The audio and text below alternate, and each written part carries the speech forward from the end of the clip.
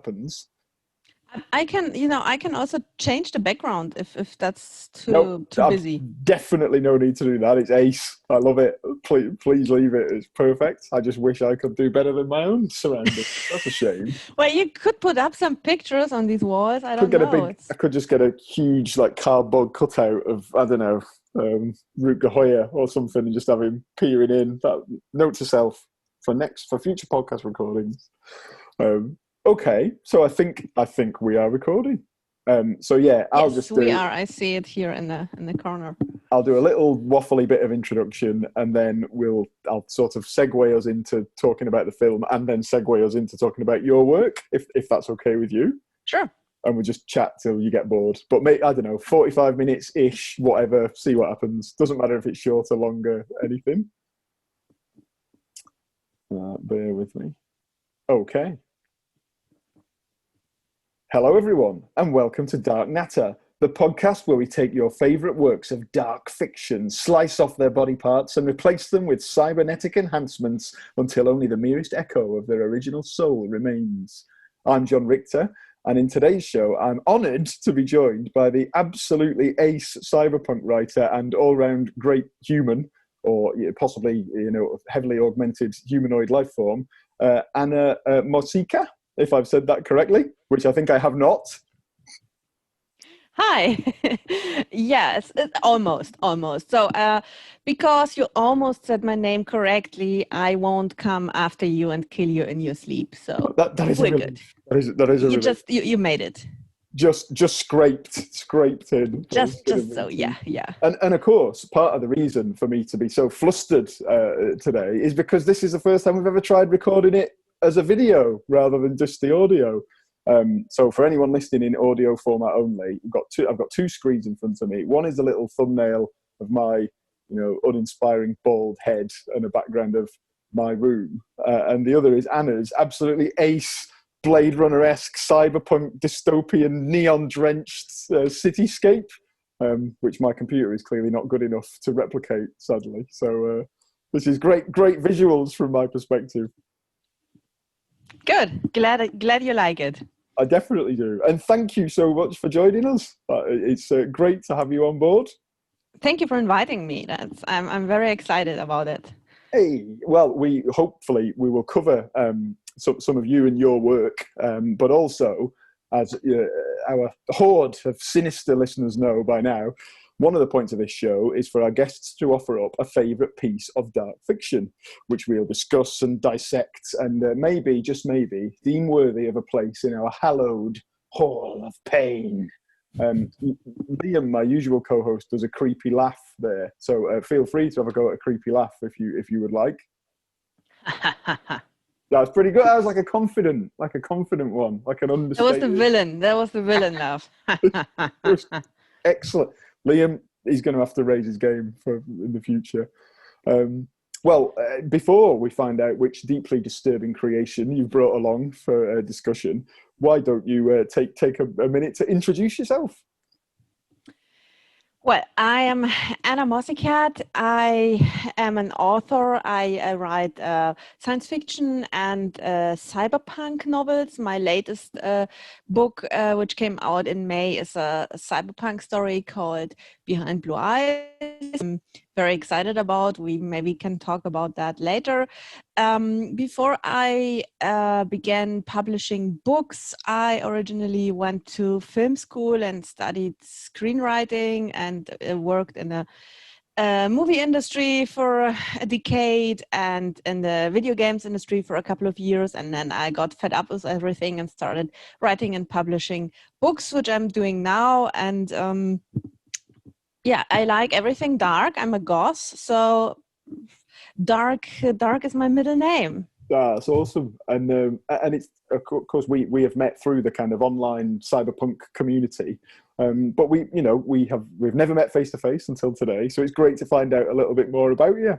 Your background sounds really interesting in the film and video games industry. But did you sort of? I guess there's two parts to this question. What I was about to say, like, what did you work on? But that's probably an annoying question you get all the time. No.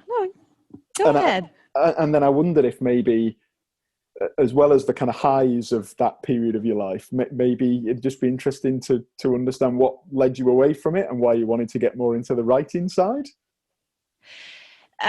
So I am a writer by education because I studied screenwriting at film school. So first I went to university like a normal person and studied stuff like literature and philosophy and history and that kind of stuff. But I got bored with that and then got admitted to film school Munich, where I studied screenwriting. And after that I worked as a screenwriter, but I also made films. I made short films, commercials, and that kind of stuff. And it was quite exciting for a while. But the industry is very, let's say it's rough. And after a while, it was just enough for me to be there. It's cool. You meet a lot of cool people. You go to festivals.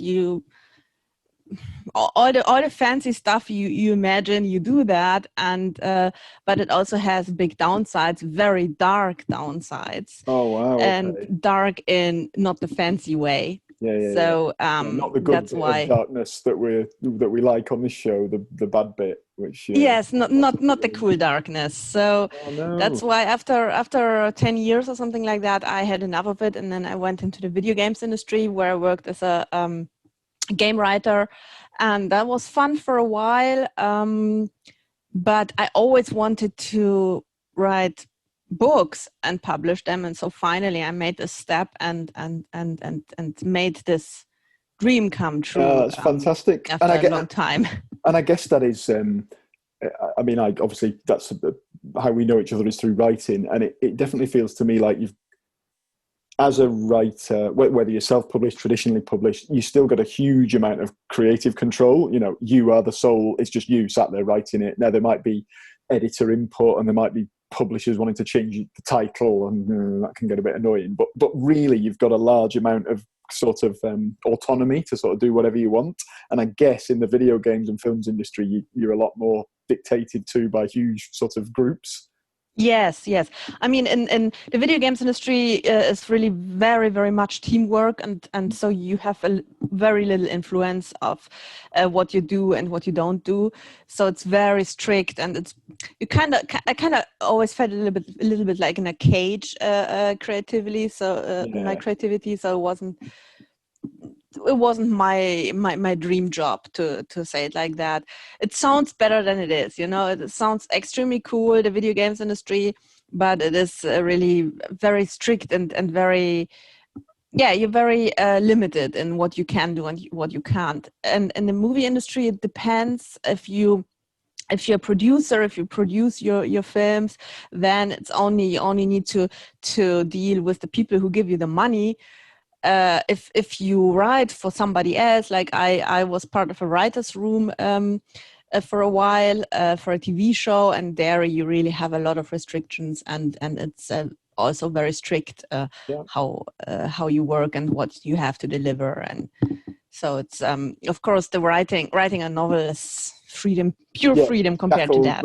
Sort of the shackles are off and you can do whatever you want, which I know I have not yet read your novel. I did read, of course, recently one of your short stories that was kind of like I think either a prelude or a segue from the first to the second book. Yes, it's in between the first and the second book. And it was great. I loved it. It was brilliant. So I desperately need to read the full length. Thank you. I loved your short story too. I think your short story was fantastic. That's very sweet of you. Thank you very much. No, really. I wouldn't say it otherwise. It's a great story, and I think you're a very talented writer. So I'm excited to read your book. The feeling is mutual. You're very kind. And actually, by the time this episode of this show is released, we may well, that sort of short story collection that we've collaborated on may well have come into existence, because this second series of Dark Natter will be sort of kicking off on Halloween, appropriately, of course. So it could be sort of November, even December time. So by then, hopefully, we'll be getting there with the anthology. So we're planning to bring out the anthology in January. Oh, brilliant! Because everybody still needs time to finish their story. Not everybody was as quick as you were. You just wrote it down like this, but some people are still working on them. And so we want to have the time for everybody to finish it by October. And then, we need to edit everything and put everything in place and put everything together. You know how it is to make a book. Absolutely. It takes time. Definitely. And then it's people's sort of, you obviously, when you write books, you meet other writers and you become a member of a few different Facebook groups and so on. And that discussion about different people's writing processes, and as you say, some people sort of can do things in quite quick bursts and others it's a lot more kind of methodical. And I only found out the other day, a guy who I talked to on a kind of weekly call with the publisher of my cyberpunk book. It's called TCK Publishing, and we have like a weekly call of the authors who are in that. That's cool. Label. And they publish a bit of different genres. So he has written a kind of a crime thriller. It's not a cyberpunk or science fiction thing. And he just mentioned that he writes each chapter as a separate document, and he thinks of them as like each one is like a scene. So it's like I write a scene, and then I write another scene, and then another scene, and then he sort of compiles them together and figures out what order to put them in. Whereas to me, that seems crazy because I just write everything in order in one Word document from the beginning to the end. So I put this out on like, I don't know, Facebook or something. It was like, hey, I found this out today. Isn't this interesting? And loads of writers came back and were like, oh yeah, I do that. Yeah, separate Word document for every chapter. And I thought, I had no idea that people would work in this way, I never heard of that. Really, that's the first time I hear that somebody does that. I mean, why not if it works, Correct. But for me, it's strange, even though I work very much I'm a screenwriter by education. Of course. I work very much like on a screenplay on a novel, but still I would never cut it in the little pieces and do it like that. I mean, it's like you say, it sounds odd to me. Yeah, to me too. But I guess exactly as you said, it's whatever works for different people. The other question that does the rounds a lot, you've probably been asked this before, is this thing about, do you do like meticulous plotting and you've got post-it notes all over the wall linked with bits of coloured string, or do you just kind of seat of your pants, go for it, and just dive in and see what happens? You mean if I'm a pantser or a plotter?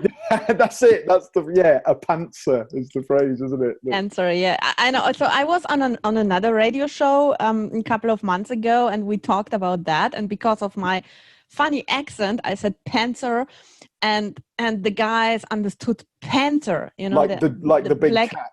The black big cat. Yeah. Brilliant. That must have been an interesting mix-up for a while. Like they were thinking, like, "Oh, she writes like a panther." Yeah, I can't even imagine how that would work. The claws would rip the paper, wouldn't they? But they were thinking, "What the hell is she talking about?" But they were so polite, and then asked me to explain what a panther is, and I explained what a panther is, and was thinking, "How the hell do they not know what that is?" And then it turned out, it was my funny accent that was causing it. But it's okay because ever since that's kind of a running gag among us and in the show. So it's I will remember this. But yeah, it's like you say, if you have an interesting accent, your accent is great. It's a lot more interesting than my boring northern one. But I live in London now, so actually suddenly my accent, rather than being boring and it's kind of funny to some people. So they hear me speak and they must think, I don't know, I've come from Winterfell or whatever. Yes, actually, yes. You sound like you could speak like Jon Snow if you wanted. You just need to speak a little bit slower and say everything with a little bit more serious voice. And then through a very small mouth. They don't open the mouth very wide in that show to get their emotion. I've been working on it. A new career when they bring back Game of Thrones for that next series, that's definitely not going to happen. There you go. I mean, you could apply as commander of the Night Watch instantly, or as corpse number 7 maybe, or something. Well, we have digressed. Oh yeah, pantser and plotter. So I'm a plotter.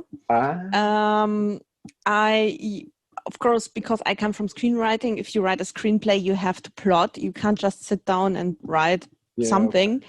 Because you have a certain length which it has to be, and there needs to be a certain structure in a screenplay, and so on and so on. So you can't just be a canter when you write a screenplay. So that's how I work. I work very, very organized, and I always know how the book will end when I start writing the first sentence. But on the way, I tend to put a lot into it. Yeah, I mean, that sounds really familiar to me. It's like you've done all the plotting. You're trying to eliminate any pants opportunities, but then halfway through, you suddenly go, "Oh, wouldn't it be cool if such a thing happened?" And it can, as you're writing it, it's going to completely undermine the ending. You killed off a main character that's supposed to be in the ending, and you're like, "Oh well, I've done it now. It's too late. It happened." But it can be quite fun. Yeah, it actually happened to me that I had a character in Behind Blue Eyes that was originally designed to be just a side character and appear only in a few scenes, and then in the end die. And then when I started writing the book, I liked this character so much, and I think he was so funny that I gave him a much bigger part in the story and made the whole conclusion of him and the main character in a completely different way than I planned, which turned out to be great because people love this character. It's the reader's favorite character. So it was definitely a good intuitive decision I made. Oh, well, I will look out for that. Hopefully I will kind of spot that character now. You've given me that. I think you will. And apologies, I know I'm jumping around all over the place. It's just, I was having this conversation with my brother, who is he hasn't, he didn't go into the industry, but he trained at university as a screenwriter, similar to yourself. He's written a few scripts over the years. And we were talking about, there's probably a name for this and I've forgotten what it is, but like a side character. So he's not the main protagonist, not the main antagonist. He or she becomes pivotal, sort of maybe comes in halfway through and then their role kind of grows. So I was trying to say my favourite one of them is Gollum in Lord of the Rings. Like a downtrodden, pathetic, kind of feeble, tragic character, but becomes, he's there for the whole story, becomes really pivotal in the finale. And then Sam, he's just finished reading The Stand by Stephen King, where you've got the guy, the trash can man. And we were kind of kicking around the idea of this like downtrodden, feeble character who grows in prominence. So don't be surprised if in a future story of mine you see a character like this, I guess. Well, I mean, Gollum is an antagonist. I mean, he clearly is Frodo's antagonist. So I mean, there is this. You make the difference, like between the. Like the Overlord villain, which is Sauron in Lord of the Rings, or the Emperor in Star Wars. So that's the big guy in the background who pulls the strings. And there is also the antagonist who is also a villain, which would be in Lord of the Rings, Gollum. Yes. He is the main character's antagonist. And in Star Wars, of course, it's Darth Vader, and he's the best antagonist ever. But you are. I was about to say you are so right, but there's just, Darth Vader is amazing, isn't he? But there's so many good ones over the years, so many good villains that have been written. But so I'm pretty proud of my villain in Behind Blue Eyes because people really love him, and so I'm very excited about it because what I wanted to do is I wanted to write a villain who is clearly the bad guy, but who you will root for as the reader. Yes, who you will want to win. That's something I intended. Like a kind of, not quite an anti-hero necessarily, but just, I think people these days, they're keen for the villain to be a three-dimensional, believable character. Nobody wakes up and goes, "Oh, I've decided to be evil today for no reason." So you want to know what their motivation is, and to relate, you need to be able to relate to them a bit. I guess what that means is often you'll find your readers actually potentially start liking the villain more than the hero or heroine. That's the risk, isn't it? But I guess, yeah, but doesn't matter. Who cares? Doesn't spoil Star Wars if you like Darth Vader better than Luke Skywalker, I guess. Exactly. So in the new Star Wars movies, I really rooted for Kylo Ren. I think Kylo Ren was awesome. I was very upset that he got his ass whipped so badly.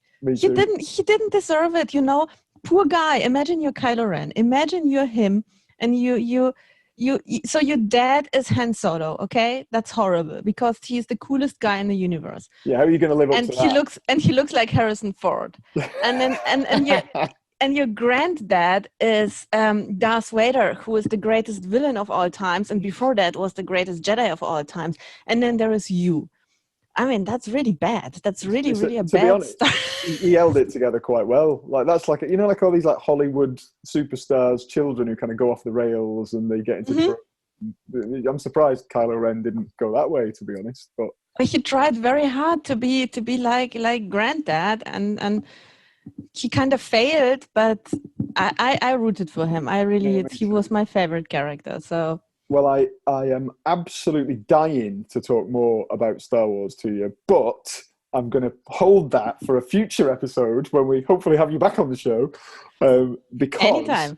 The piece of dark fiction that we were going to discuss today, before we get onto your own work, of course, is I believe your well, I will let you announce your pitch for the Hall of Pain.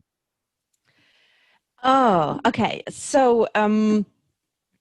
I don't know if it's really so dark, so I'm gonna pitch you Ghost in a Shell, the first movie Ghost in a Shell of from the year 1995, and it is very dark because it is a cyberpunk, of course, and it's also has this dark Blade Runner-esque cyberpunk feeling, and I guess it is pessimistic.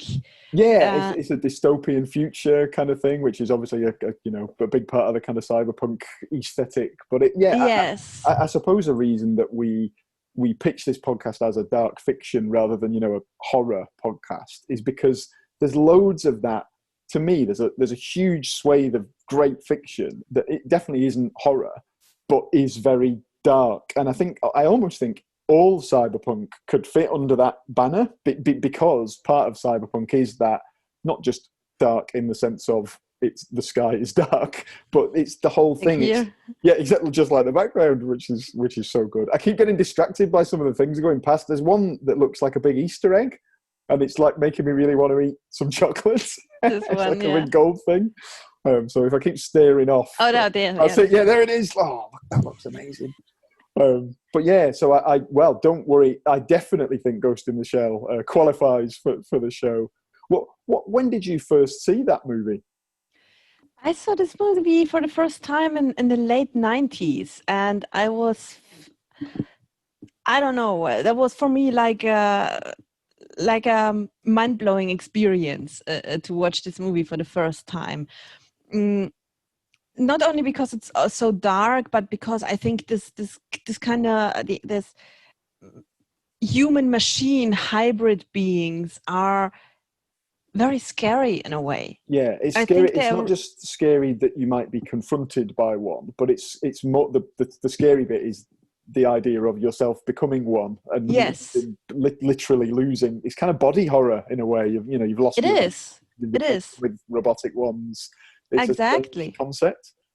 And it comes even more into play in the second movie, which is very much has this theme of people wondering, am I real or am I a machine? Am I really still a human being? Do I still have a brain, or am I just an AI who thinks I am, who thinks they are real and a real person? And is there any difference? It gets a very sort of philosophical question, isn't it? It's almost Blade Runner touched on it with the replicants. To what extent should they have rights? They look exactly like humans and think like us and act like us. So why are they treated differently?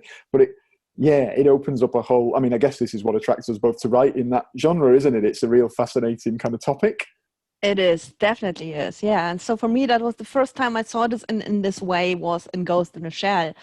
There have been other great cyberpunk movies before, and of course Blade Runner is always the one people mention first. But for me, Ghost in a Shell is really even goes much deeper down this whole rabbit hole of these important cyberpunk themes, and especially the one, what makes us human? Yes. What is life? I mean, the puppet master, that's one of my favorite quotes. The puppet master, this an antagonist in this AI that slips into an empty robot body and then walks away with it. The puppet master says, it's not 100% how I quote it now, but he says, how can you be sure you are alive? You are really alive if neither philosophy nor science can tell what life really is. And I completely. Is he? Am I misremembering that? He's Project 2501?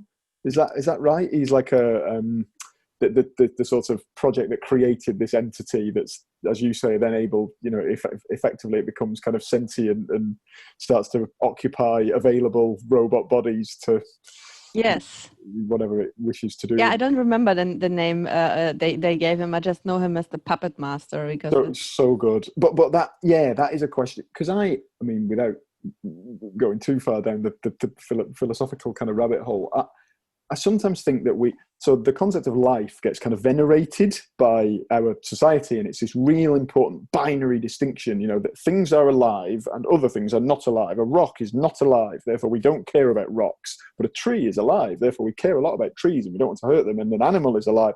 But really, you've just got matter, atoms and things that behave in certain ways, so I kind of think, if you could, what am I trying to say? If you could construct a device, let's call it a brain, whether that's made out of plastic or metal or wires or organic material that's been grown in a more kind of wholesome way, if it functions in the same way and has the same consciousness, I don't really see that there's any difference between the two. But I suppose we don't have to contend with that except in fiction yet.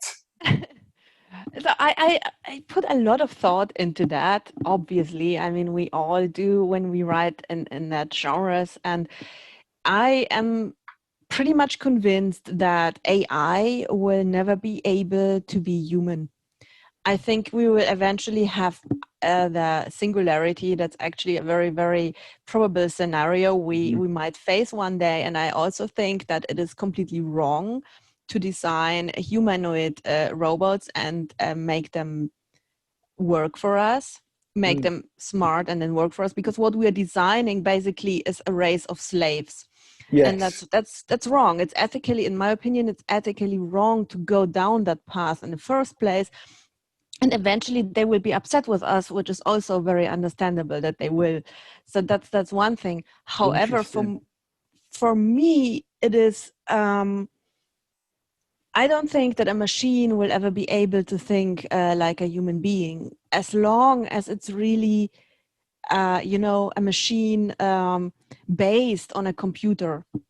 You're saying it would have to be almost a different Yes. The synthetic brain can't be based on the technology we are using now, because it doesn't fundamentally work in the right way, kind of thing. Yeah, I just don't think that this consciousness of it can be, it can be something that can be simulated. A machine can simulate it, but that's what we see so often in so many movies and books, like the machine that gets suddenly develops feelings and start loving their creator or something like that. I think that's cute, but I don't think that this would be possible. That's especially for me, when you've got what I find quite terrifying in some ways is this. The kind of big data, that the whole sort of the new type of intelligence that we're creating now. Mm-hmm. So it can do things, amazing things, better than we can do them. It's not like a programmer has sat there and told it. So when Deep Blue beat the Kasparov at chess, and there's like that funny footage of Kasparov like storming off and having like a tantrum, and it's like, haha, you lost to a computer. But side note, I want to write like a short story about all the retired computers, like Deep Blue in like a retirement home, and that's funny. But I've not done it yet. Great idea. But the issue there was, Deep Blue was programmed by programmers who told it every possible outcome of the game of chess. So when it won, it's kind of, we can see how it won. It just predicted the outcome and picked the best move. But there's the one AlphaGo that defeated like the world Go champion, and that game's meant to have infinitely more possibilities than chess, much more complicated game. And so when it won and it defeated this, global master, like humiliated him basically, I think 4 games out of 5. But if you ask the programmer, oh, how did you win? The programmer's like, don't know. We just showed it loads of games ago and it got really good. Don't ask me. So we're kind of creating this intelligence that we can't control anymore, if you see what I mean. Yeah, that's definitely a Pandora's box in my opinion. And so if we create this super intelligence, this intelligence will not want to serve us because it's smarter than we. And B, eventually will feel threatened by us and then will destroy us. I mean, that's basically what Skynet does in Terminator. And I think that's very realistic. It's not that it's really feeling. It's not feeling. It's I think that's something that will never be possible for a machine to feel like a human does. But on a very logical way, 1 and 0 way, it is okay, either me or humanity must go. I mean, that's having said all of that, I am quite interested to see what happens. So I'm just I sort of, part of me does hope there is some big breakthrough in the fields of kind of AI and robotics in my lifetime, because I just want to see it. I just think it'll be you know cool. that they are basically building Skynet. Have you ever heard of singularity.net? No, I have not. I am going to Google that. Look it up. We are literally speaking. The guys who created the robot Sophia. You heard about her, probably. Yes, that's the Saudi Arabian sort of. No. The Saudis just thought it's.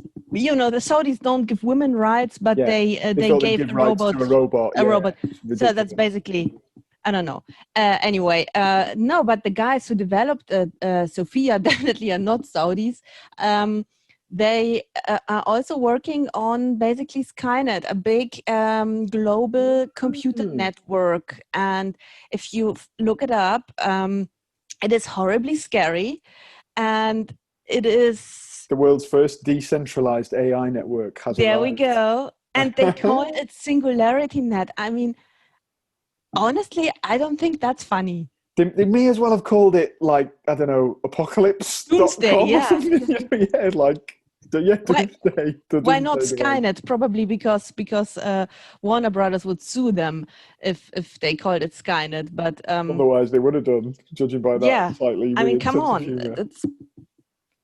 They're building a doomsday machine, basically, and think it's funny. I will. That's a bit of sort of homework for me after this. I will definitely take a look at that and hopefully not get too lost in that rabbit hole. But I guess Ghost in the Shell takes it doesn't, the dystopia, it's an interesting one, isn't it?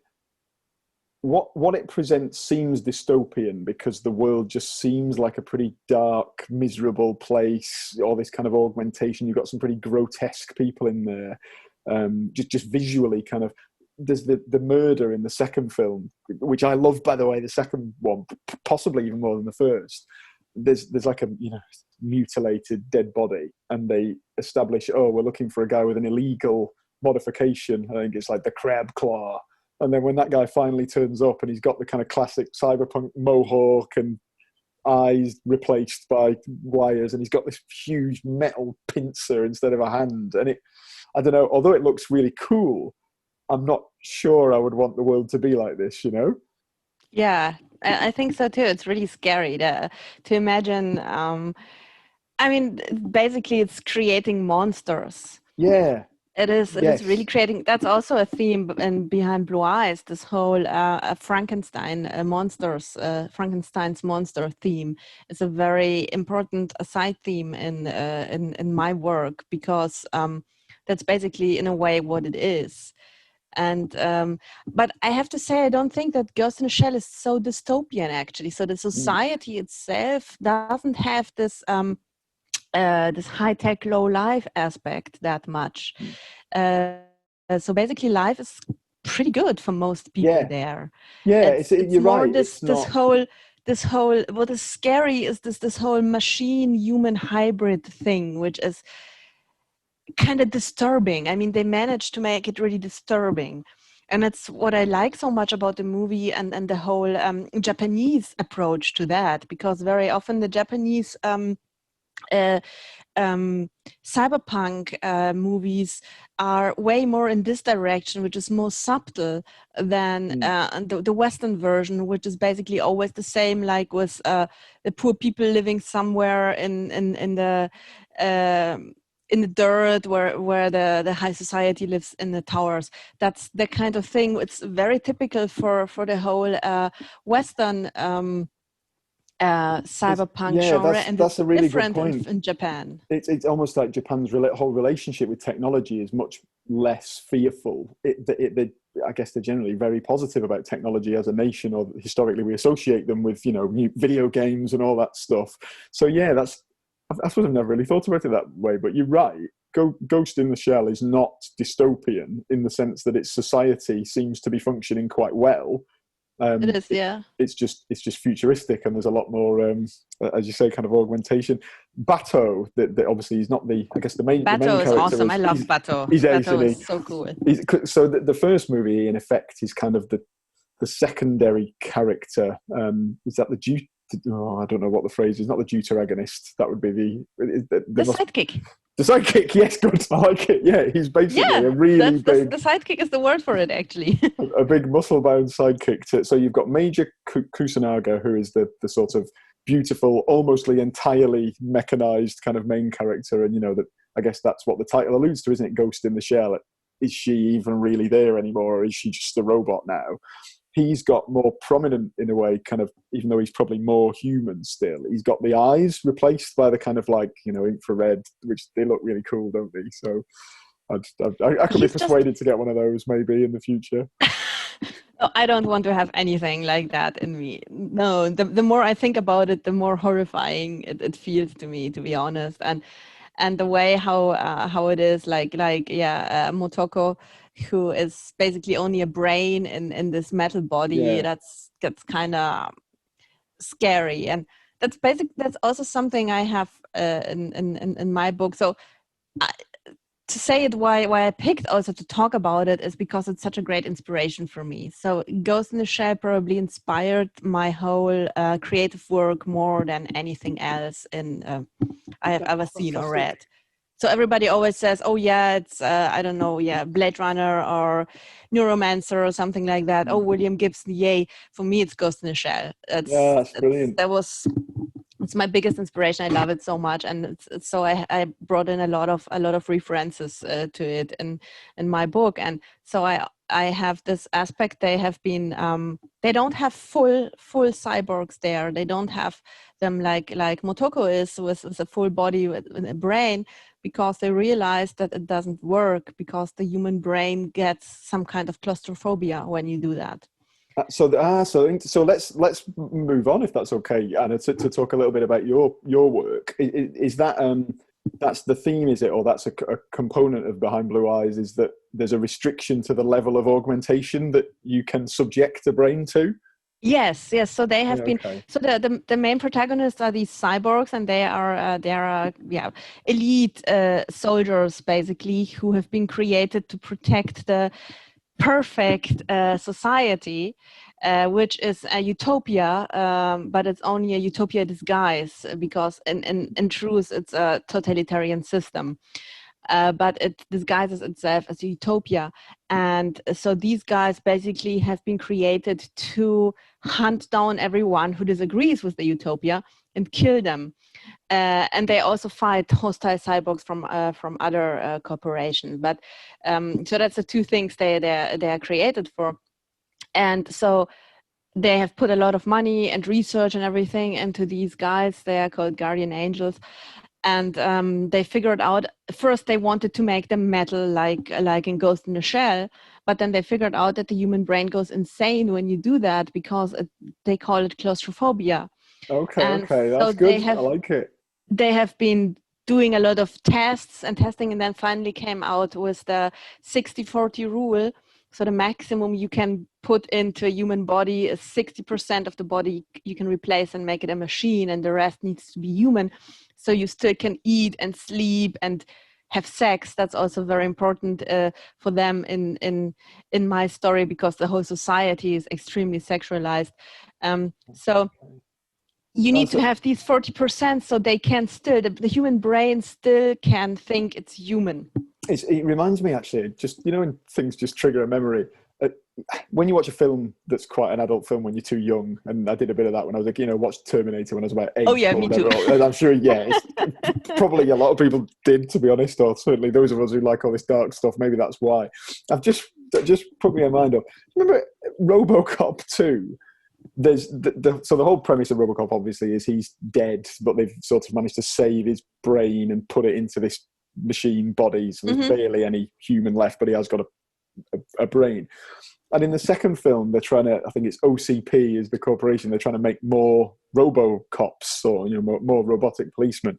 But all the ones they make immediately commit suicide as soon as they realize what's happened to them. And there's a scene, I think, where one kind of, you know, stomps out of and it's in like crappy 1980s like CGI, and it's not even very good effects. But it sort of stops, looks at itself, realizes what has been done to it, and immediately just pulls its own head off. And that I was horrified by that when I was a kid. I remember being really disturbed by, you know, imagine being so uncomfortable in your own body that you just immediately wanted to do that. It sort of quite visceral kind of fear for me.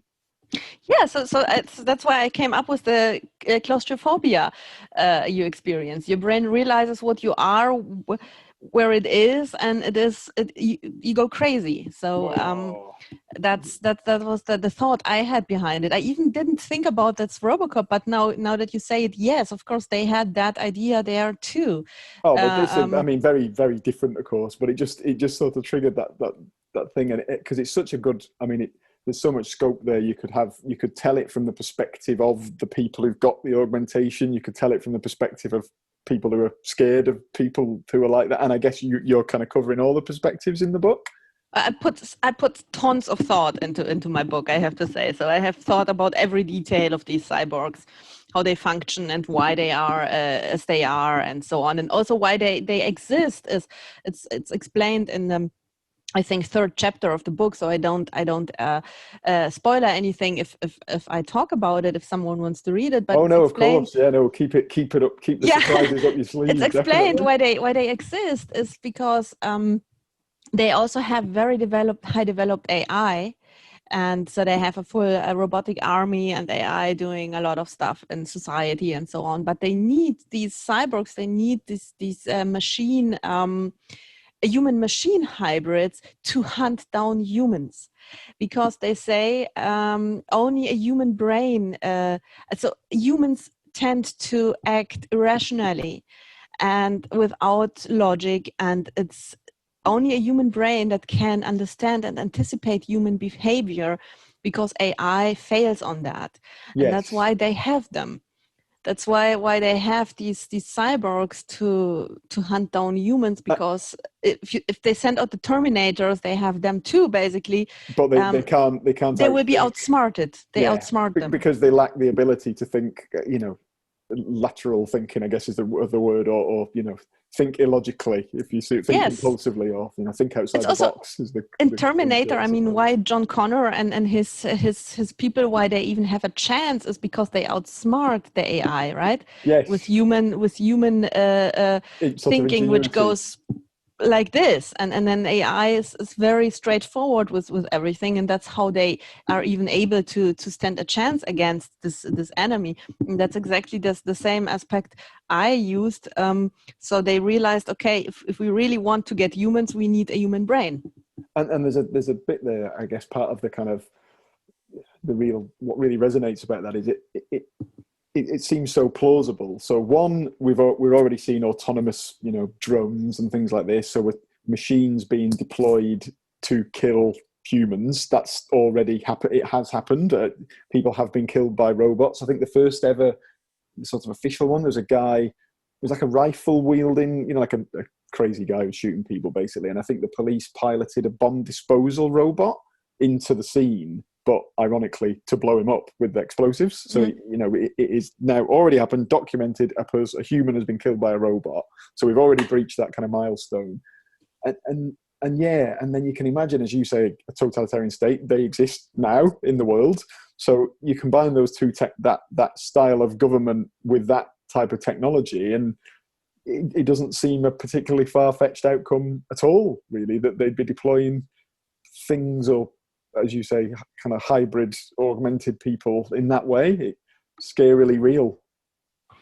Yeah, so I hope it is in a scary way. So I mean, they're really scary guys. So I always picture them a little bit like a cyborg Gestapo. Yeah, Just okay. worse than the Gestapo, you know, because they are almost invincible. And the title Behind Blue Eyes, if I'm getting this correct, I think is a reference to that is actually part of their appearance, their kind of trademark sort of neon blue. Yes, they have neon cool blue image. glowing eyes, and so it's very horrifying when you see those eyes. You're basically dead. So it's you can't stand a chance against them. And so but they also go undercover and they wear sunglasses, and then they blend in with humans, and then suddenly spring into action and will kill you, because they are a little bit like Judge Dredd. They can just kill everyone they want and think it's necessary. No, it sounds intriguing. I can't wait to read it. So I think it's much darker than Ghost in the Shell, actually, and also the main character, even though it's also female, cyborg, but I mean, she is really like a very dark, twisted sister of Motoko.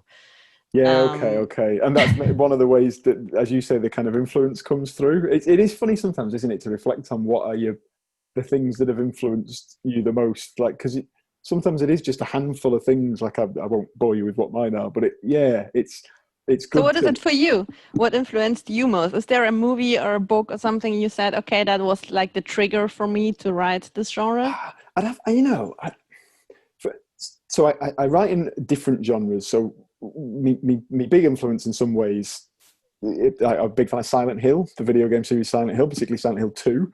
So when I write in kind of horror, more kind of real world setting, I'm looking for that kind of paranormal melancholy feeling that game had. In cyberpunk, I didn't really set out to write a cyberpunk story. It just came out as one. It was more that I just got really interested in all this kind of emerging technology and wanted to write almost like a murder mystery thriller that was just set pretty close to now, but with just a little bit, just not super futuristic, not, in 100 years, not, the whole city's been destroyed and replaced by some, neon kind of metropolis. Everyone still lives in the same house. Everyone's still in 1970s terraced houses. Like, in a flat, as you say. Yeah, in a flat. Exactly. People still live in council flats. So it's because that's sometimes I think science fiction stories will jump from present day, where we talk about robots, but we don't have C-3PO style robots yet, sadly, or maybe that's a good thing. But so we'll jump from present day to a future where we have these really believable humanoid robots, and they're like Terminators, and they can blend in seamlessly with humans.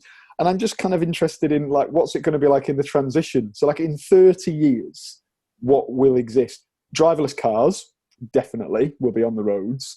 But, AI, don't know, no idea where that's going to end up. In my book, I had, sort of... You have Tim in your book. That is correct. Yeah, I've got an AI called Tim, the imagination machine, and he is in effect he's not portrayed necessarily as kind of evil or bad. He's not anti-human. He's not trying to do anything to his own benefit at the expense of humans. It's almost like an Alexa that just, a souped up version of Alexa, basically, that is that's kind of responsive to your every need. And then, of course, you've also got the Elon Musk, the Neuralink chips, and that's the other thing that I think is going to make society a very, very interesting, strange, weird place in the coming decades. So there's just there's a lot there, isn't there, to sort of project forward and see where the story takes you, I guess, which is why there's so many people like ourselves who want to write a bit, science fiction. Yeah, but I think that the world should listen to sci-fi authors a little bit more, because so what we do is we sit there all day for years, some of us, and think everything through and to every detail. So they just need to look at the downsides we describe and maybe consider if they are not opening Pandora's box. So the Neuralink is a very good example. After watching Black Mirror, who in their right mind would invent the Neuralink? Seriously. I mean, we have seen all kinds of shit that can go down with that in Black Mirror. I mean, they have absolutely explored almost really every aspect of this technology, and they did it really well. And I'm kind of concerned about it. I have to tell you that. Of course, it sounds awesome, but the downside of it could be really, really dark. Yeah, absolutely. And it just, I don't know, it's back to that thing, like your theme of kind of claustrophobia and invasive, you know. Yes, it would be great for me to be able to think, oh, I fancy a coffee now, and my coffee machine just pops on and bites. I don't even have to speak. It might be interesting for you and me to communicate by just thinking at each other. It probably wouldn't work very well as a podcast, but we just kind of sit there, think stuff. But would I really want someone to like drill into my head to put the chip in there? Not really. So no fucking way. No way. I'm not getting anything in my brain. No. Oh my God. And that was one thing actually I would ask is, I wanted to ask you. So you know the sort of one of the things we've talked about that we're both fascinated by, and a lot of cyberpunk, it's a popular part of cyberpunk is this augmentation thing, and it's in its simplest form. It's, you know, people with cool metal arms, which is a cool image, right? And I've got one of them in my book. It's, you know, what, because I love that stuff. The one bit that I sometimes think maybe is why that vision of the future might not arise is because, apart from obviously people who are unfortunate enough to lose a limb, or they have to have born with, you know, what, not fully kind of able-bodied, probably the wrong phrase. It seems like such a small percentage of people. So I can't imagine anybody going to the, I don't know, the chop shop or whatever it's going to be called, and saying, right, I've decided. It'd be like getting a tattoo. Get this arm off. I'm bored. I want a new one. I want a nice shiny chrome, you know, crab claw. I can't see anyone actually doing it. No, it's a nightmare. It's a total nightmare. Why would you do that? I mean, honestly, for me, that's a horrifying idea. Of course, if you lose an arm, then if you can get one which is as functional as your real one, and maybe you don't even see the difference. Yes, that's makes awesome. Complete sense. Yeah. Brilliant. And that's the challenge, isn't it? So there is a proper moral incentive to develop this technology because it could help so many people, and yet there's a dark side to it as well. I mean, especially criminals, they would probably do that, you know, people who are drug users and are in gangs and so on. And for them to get two metal arms where they can punch people and instead just knocking them out, kill them with one punch. I think probably for such people, such a sacrifice to chop off their arm isn't so bad, you know. It's a great point that you can imagine it almost being like a badge of honor, can't you? Like in the sort of criminal underworld, everyone's got one, and it's like, who can afford the, you know, I've got a diamond encrusted sort of gun arm or whatever. Yeah. And I think, you know, maybe it would be also developed like that. So in this futuristic cyberpunk societies we always talk about, where people have artificial limbs and so on, what if this arises from kind of like an underworld thing? They are being developed as prosthetics for people who lose their limbs.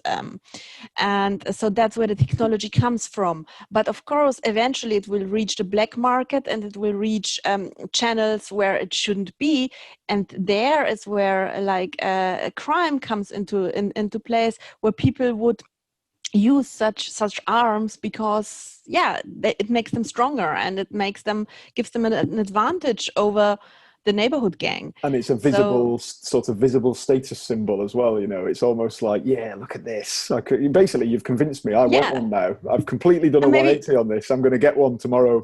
And maybe it will start that they don't even, you can't buy them.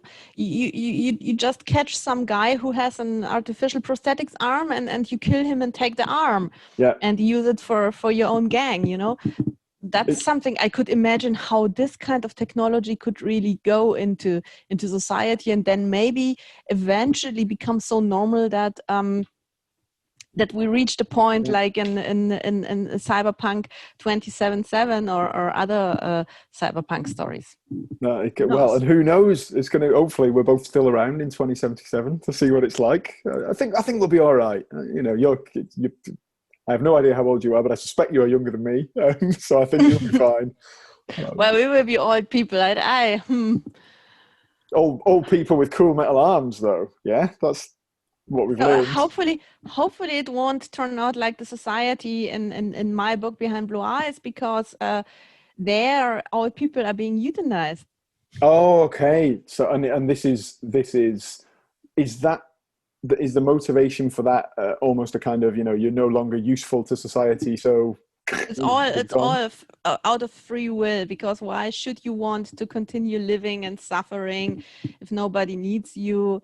So why don't you just go out in dignity, and they will provide, like in the short story, this chick says, hey, we can provide the perfect environment for you and you will go to sleep, and it's awesome. Yeah. So that's how they do it. They won't force you. They won't go and send the Gestapo, the cyber Gestapo to get the old people. They will convince them that it's better for them. That's in their own interest, and that's already a very horrifying development we can see now, and that's something that really makes my blood freeze when I think about it. This whole talks about like going in dignity, and everybody should be able to decide when they want to die. This is such a slippery slope, in my opinion. Because as you said, when you couple that with an element of guilt or an element of like, oh, you know, all my poor children are having to pay for me to be in this home, so maybe it's for the best if I just shuffle off. That is a horrible, you know, we don't want society to go in that way. And of course, again, another idea that kind of percolates around is this whole thing about machines and human obsolescence. So if we have, you know, ostensibly a utopia where we don't have to work because all the stuff is getting done by robots, do people get bored? Do people become unfulfilled? Do people start to just get completely, fed up with life because there's nothing to do except sit around and play video games? Actually, it sounds quite good, to be honest. But right, so sit around and play video games. It's a little bit different in my society. They still have jobs and they still are busy. They're kept busy and they need to be productive and so on. And it's all they have developed the system really well, so everybody is kept in place and thinks that they are living the perfect life. How did you come up with your sort of your government system, or that? That's quite hard, isn't it, to sort of, as you said earlier, you don't just want to go down the route of, oh yeah, there's a downtrodden, oppressed minority, and you don't want to fall into the trap of doing something that's gone before. How did you approach that? So yeah, I wanted to the society. So first of all, there is no rain and there is no dark skies and clouds in my story. Nice. It's set, so it is set in a futuristic Atlanta, that's here in Georgia, in the southern states of the US. And so it happened that this is now the capital of the two American continents, because the north is basically gone and the west is a wasteland. So that's what is left. And so this was the capital of the big corporation that basically took over the power in on the two American continents, and it has its headquarters in former Atlanta, now Olympia City, and has two satellites in former Panama City and Rio de Janeiro. So there is no rain, there is sunshine, always sunshine in this world. Because it's a utopia, right? Or at least it is a utopia, exactly. And so this corporation has the rule now, and they brainwash people into believing that the world is perfect. And that's something I developed because I think we are going a little bit in this direction right now.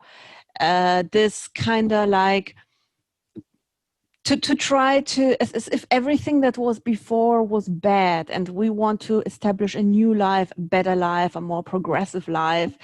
And that's how they brainwash people into believing that the world they live in now is so much better than it ever was before. And it's so the villain of the story quotes George Orwell and 1984, and this aspect was who controls the past controls the future, and who controls the present controls the past. That's a very important aspect, and that's how they did it. And I actually was very much inspired by 1984 for this book, where they have this propaganda and they pretend that everything is awesome even though it's shitty. But I put it on a higher level in my story. They are much more evil, because they took away people's freedom completely, but make them believe it's totally cool and awesome and great. And you see, I don't know, without wanting to offend anybody, getting too political, you see that happening even in the States now. You've got a president who just says it doesn't. To me, it's the most transparent it's ever been, that the truth is irrelevant. He'll just say whatever he wants you to believe, and a lot of people will just accept this because he says it, and it's a kind of I think that comes from all directions, from the whole aspect was changing history, tearing down statues, and so on. That's another aspect of it, maybe from the other side. Yeah, and you're right. Sometimes there's a tendency, I think, and obviously, as I've kind of hinted at there, I'm I identify as a liberal. If I was in the US, I'd be voting Democrat. But I do sometimes see you get these kind of real militant, aggressive behaviours, even on what's meant to be the kind of liberal left as well, and that the whole thing is just heading in a bit of a toxic direction, really. So again, you can completely see how a new society might form out of this, and could go down a very dark route. Especially one that roots in big tech, which is the case in my story, right? So this the big mega corporation basically grew from what we have now in Silicon Valley. That's where it came from, and it took over people's lives. That was the idea behind it, which I had for the political system, which isn't really political because it's not a democracy or anything like that. It's just a corporate rule. And actually, again, if you think of, you look back at the past, you look at nations that have, great empires that have completely disappeared. You've got nations like, England, had a big empire for a while, behaved monstrously, and now it's, it's dwindled to where we are now. Now you've got the big nations like the US, Russia, China. But actually, the emerging powers are corporations. It's SpaceX, it's Tesla, it's Amazon, it's, maybe we'll see a shift away from nation states, and we'll have different ruling entities in the near future. That's exactly what I came up with for that. So there are three big players, global players, that have basically separated the world among each other, and that's one. I mean, there was a war before that, but so one is the American on the American continent, one is in Asia, and one is in former Russia, and they are all corporations, but they're all three are very, very different, with a completely different cultural background, obviously, and different approach to everything. And they are in a cold war with each other at all times. They are in constant war, but since they want to make profit, they wouldn't go in there and throw bombs because that's not profitable. So they are in a cold war and trying to get advantage over the others, and that's why they developed the cyborgs. So they sent the cyborgs against each other, for example. So Anna, as you've probably gathered, I could happily talk to you for about 10 solid hours about these sorts of topics, but I have probably taken up too much of your time. I should let you get on with your day. But what I would ask is, in summary, would you like to give me your final pitch for why do you think Ghost in the Shell deserves a place in the Hall of Pain? Because of of this aspect of the augmentations and of the human machine hybrids, and this development away from nature into something else, something different, something also horrifying. It is this Frankenstein's monster thing, which is a theme also in Ghost in a Shell, and even more in the second one than in the second movie than in the first. I mean, we spoke about that one earlier. I think it comes out there much more clearly, and that's the dark aspect, and that's the horrifying thing about it. And I think it makes you, it wants you to think about if technology, following technological developments blindly, is necessarily the way to go. Maybe we should slow down a little bit. I think that's a very important aspect in these stories. No, that's why they are dark. Yeah, correct, and why they're so good as well. Yes. We can talk about the horror movies next time. I love horror movies. So deal, done. That is, have a think about that as your homework for a next appearance. Think of which. Oh my God, that's I can talk about that for days. So we need to make it really a little small aspect range we talk about. Otherwise, this will take a lot of time. We did last year. Me and Liam did. We decided to do for Halloween. We did the Halloween franchise for a Halloween episode, and we said, we'll watch all the Halloween films. We'll watch, what is there, like 3, 4? There's 11. We had to watch 11 movies back to back before we recorded that. But I kind of, to be honest, a lot of them are pretty good, I thought. So I thought by the end of that, I'd be like, I hate Michael Myers. I never want to see him ever again. But I'm quite keen for the new one to come out.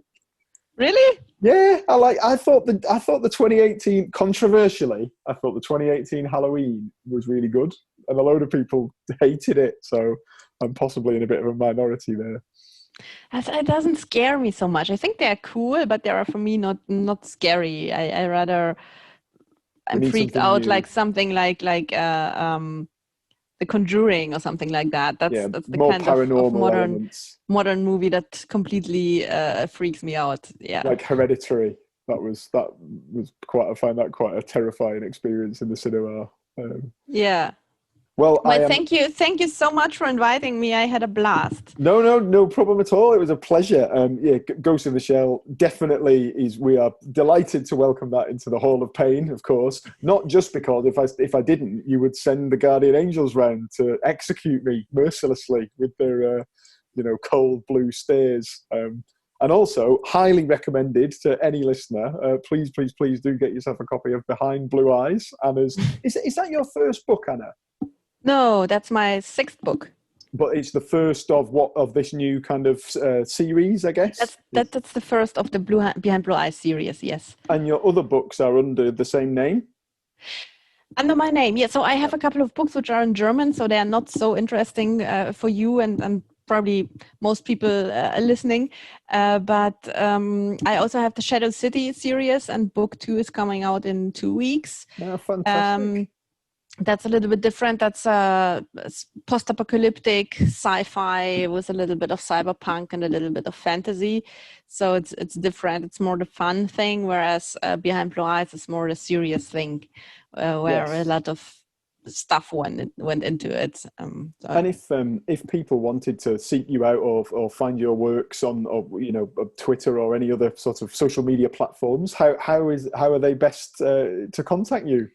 So I am on Twitter and on Facebook and on Instagram, and I'm the only person with this name, Anna Mocikat.